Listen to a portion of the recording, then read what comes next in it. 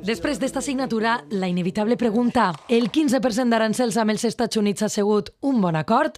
Economistes i empresaris ho tenen clar, era la millor opció després de mesos d'amenaces d'arancels més alts. Estábamos hablando de un 30 y veníamos de un 100 y pico %. Millor un acord ràpid d'un 15% que dona estabilitat i dona tranquil·litat i sobretot certesa per a poder tindre un marc clar per a treballar.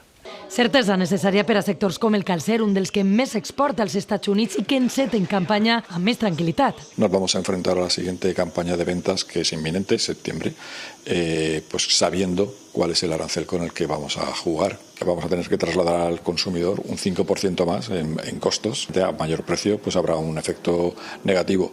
Impacte negatiu per a un altre dels sectors afectats, l'agroalimentari. Teníem un gravamen del 10%, passarem al tindre del 15% i aquest diferencial va ser algo negatiu, no?, per al sector agrari valencià en aquelles exportacions que fem. Tot i així, la flexió global a l'economia de la Comunitat Valenciana, segons la Cambra de Comerç, serà de l'1,5%. No son muchas las empresas afectadas, pero evidentemente a aquella afectada le va a doler, pero en términos generales va a ser perfectamente asumible. La recomanació, la de sempre. Diversificar en altres mercats, buscar altres clients. Un acord que a més porta darrere el compromís de compra d'energies i armament als Estats Units.